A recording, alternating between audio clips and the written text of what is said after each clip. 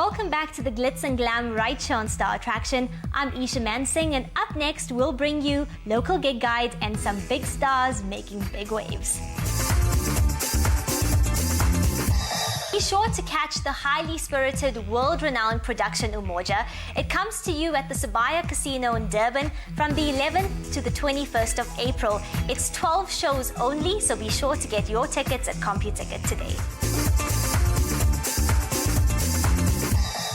Multi-talented, fun-loving, extremely humorous and powerhouse couple joining us next on Local Rising Stars. We bring to you JJ and Vikash Mathura. Talented, dynamic and a true radio legend. Today on Star Attraction we bring you the lovely JJ Mathura, and by the way Vikash is also here as well. So guys, welcome to Star Attraction on Saffron TV. Thank you. Thank you. The first question I'm going to ask is, I'm going to take you back to almost 20 years. Was it love at first sight? No, not at all. It was attraction. Star Attraction. It was Star Attraction. The first thing I liked about JJ when I walked in, the first time I saw her in person, I walked into the studio. I had to shadow, I had to sit in and learn the craft, the art in those days, and she was on air. We were already presenting on television together, but you know how it works in the television industry. She recorded her links separately, I did mine independently, and we'd never met for 6 months. And then radio came along, and I had to go in and sit in with this mentor. And the first thing I noticed that I liked about her was how pretty her feet were. And then she opened her mouth and she said to me, "Shut up and sit in the corner." And that hasn't changed 21 years later. So she was the boss then, she's the boss now as well. She's still the boss. How's life been as Mr. and Mrs. Mathura? For me or for her? For both of you. For her, it's been bliss. No, look, it's been challenging, but it's I suppose for the past 21 years that we've almost been married, the accolades and the benefits far outweigh the challenges. The challenges I speak of is that you don't have too much of a personal life. It's difficult when one member of the family is in the media spotlight, but it's even worse when both members of the family are profiled by the media and constantly under media scrutiny. So, but I had a good mentor in learning how to deal with it. And I think that's probably one of the challenges that many incoming people in the industry these days don't have the luxury of, and that is to have somebody to warn you about the psychological issues that you will face, the personal trauma you will face in this very ruthless industry. JJ, I've got to ask you, a few weeks ago there was a big celebration in your family. Tell us more about that. We celebrated 20 years together, married, and it's always been our desire, my greatest wish, to renew our vows. And if we could possibly have some sort of ceremony, because we eloped the first time, so we didn't have that ceremony. And the situation was such, Vikash wasn't feeling too healthy, and he'd made several trips to the hospital. So everything was on the back burner until the kids decided, together with some of my closest friends who really are my sisters. We don't share DNA, but Malika, Deepa, Jyoti and I really are sisters in every other sense, to throw us a surprise wedding. And when I say surprise wedding, I mean, I thought it was just going to be a renewal of vows. On Friday, we find out that there's going to be a small Mehndi ceremony.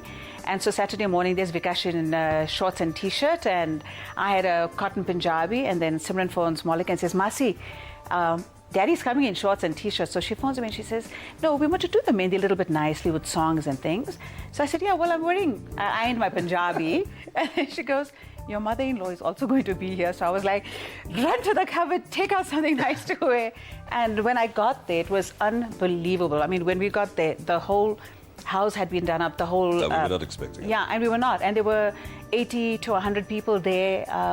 It was full-on.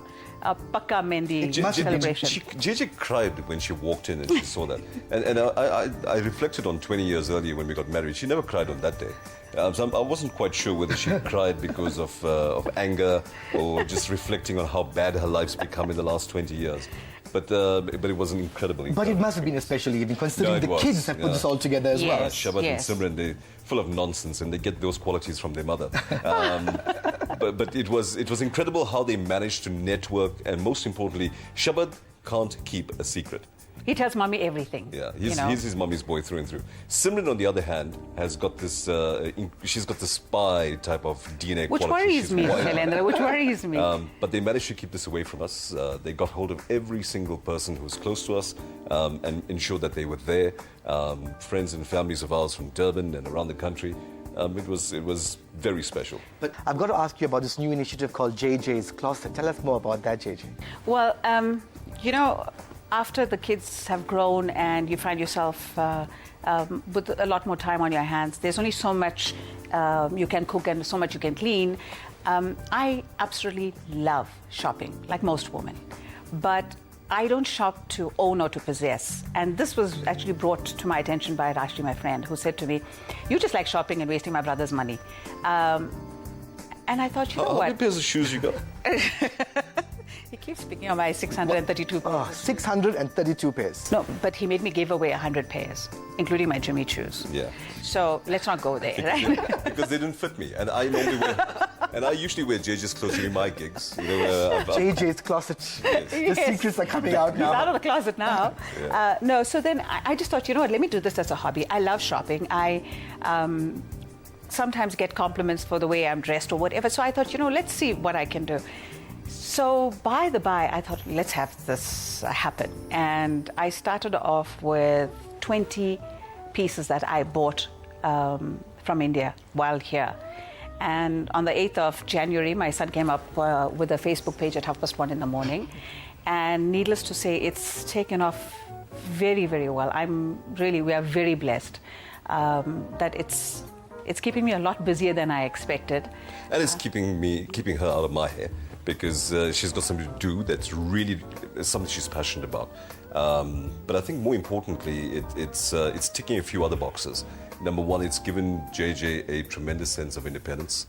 It's with the kids being self-sufficient now, they don't need to be mummied as much anymore. In fact, I need to be mummied more than my children now. But the people that she's coming into contact with, you know, a lot of them remember JJ from back in the day. A lot of them have been following what she's been up to over the last 10 years or 12 years that you've been away from the airwaves.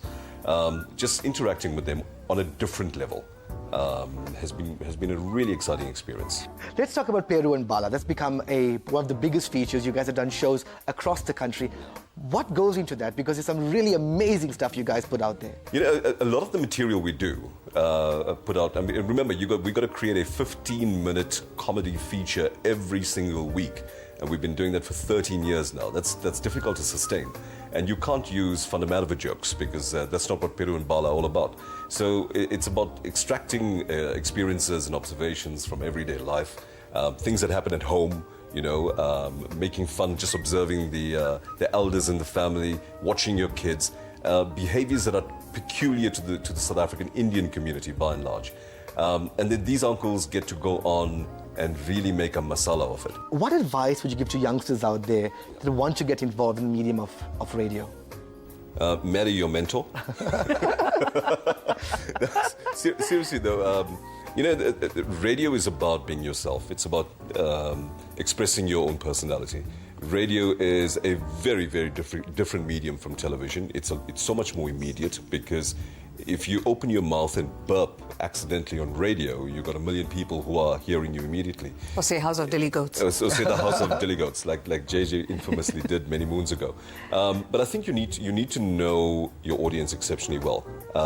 These are people who you will probably never meet in your life. But these are people who invite you into their homes, into their cars, into their offices. People who, long after you've left the airwaves at 10 o'clock in the morning when your show ends, who still talk and still smile and reflect mentally on the things they heard you say that morning. But if you can empower people's lives by being almost a kind of spirit that morning, because you're there but you're not there. You're not there physically. You know, they hear you. And also understand that people form opinions of you. But at 10 o'clock when the microphone goes off, you return to being who you are. JJ, what has been a highlight in your career? You know, Shalendra, when I started, I was very young, naive. I didn't have anybody to follow or who could mentor me.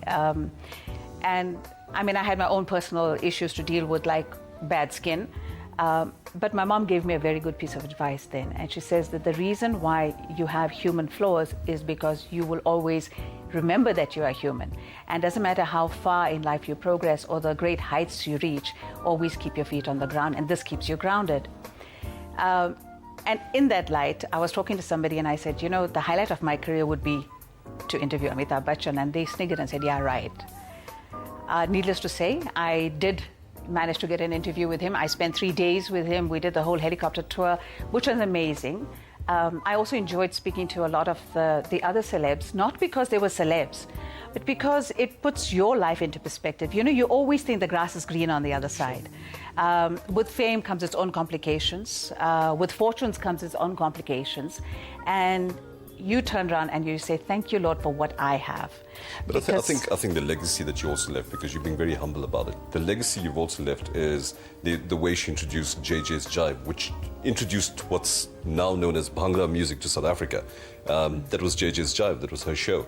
And I don't think many people around the country understand the forces she had to fight to get that show onto radio. And schools out, you know, I think that JJ's passion for children came through on that particular. It was Auntie JJ at that time. Yes, it still is Auntie JJ. I now have people shopping at JJ's closet who refer to me as Auntie JJ because they listened to the show at that time. But you know, Shailendra, if you have to look back at what I did in radio and television, even when I wrote for the media or whatever, there are some wonderful memories. But I think the greatest reward of being associated with the media was finding my soulmate. Because I think if I was not at the right place at the right time, poor man would have married somebody else and been so unhappy. I've got to ask you, with this being a Bollywood show, what's your all-time favorite Bollywood stars, movie classics, etc.? Mine is easy. Mine is easy. My favorite movie of all time is Sholay. He wanted to call my son Sholay. I wanted to name Lucky he didn't call him Gabbar.